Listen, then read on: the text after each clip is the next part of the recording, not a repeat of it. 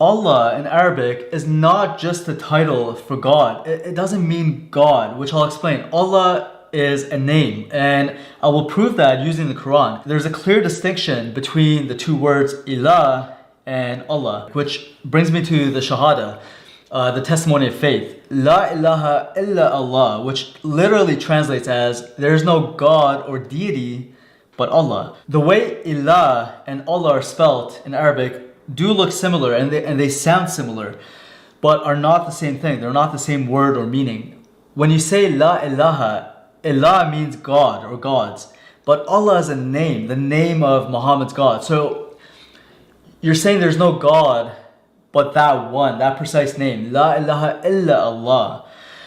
Among all the other gods, Allah is the one and the only one according to Islam, according to Muslims, Muhammad. It's like saying there's no friend but Bob, for example. You wouldn't be able to say there's no Bob but friend. Would it make sense for one to say there's no God but Jesus? Yes. But it wouldn't make sense to say there's no Jesus but God. So there's no God but Allah. It doesn't say there's no Allah but God. Muhammad was making a statement, wanting to also deny Christ as God, by making it clear that, look, there's no God but Allah. To further prove this point, I will use the Quran. In the Quran, in Surah 52:43, we read this. So in Surah 52:43, we read, or have they, this is Muhsin Khan's English translation, or have they an Ilah, and he puts in parentheses, in brackets, a God other than Allah, glorified be Allah from all that they ascribe as partners to him. So here we see another clear distinction between Ilahun and Allahi. And again, Muhsin Khan's English translation just closes the case. So for anyone who speaks the Arabic language, it's obvious that Allah is simply the name of Muhammad's God. When you go to Deuteronomy 18, a passage that Muslims love to claim is speaking of Muhammad, in Deuteronomy 18 we read, "But the prophet who presumes to speak a word in my name, which I have not commanded him to speak, or who speaks in the name of other gods, that prophet shall die." Muhammad spoke in the name of another God, Allah, which is not the name of God in the Bible. God in the Bible, his name is Yahweh. God specifically gave Moses his name in Exodus chapter 6.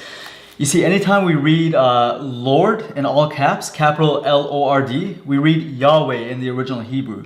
Yahweh, which is, again, the true and only name of God. In Exodus chapter 6, we read this.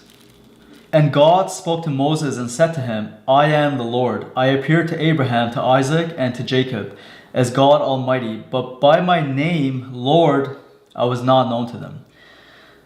So, but by my name, Yahweh, I was not known to them. The name Yahweh was so sacred that the Jews abbreviated it to the Tetragrammaton four-letter word WHYH, Yod-He Wah-He.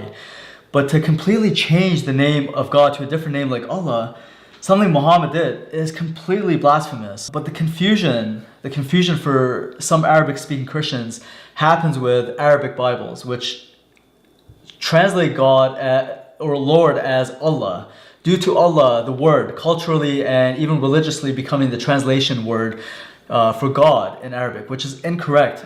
A proper translation for God in Arabic, in the Arabic Bibles, would be Reb or Ilah, or better yet, just use God's name, Yahweh Elohim. So to conclude this point, whether the name Allah came from some pre-Islamic moon god from Mecca, or it's the Arabic equivalent of the Aramaic Ilah, regardless, it is not the personal name for the God of Israel. And more importantly, it does not even mean God, as Muslims and even some Arabic Christians love to argue it does.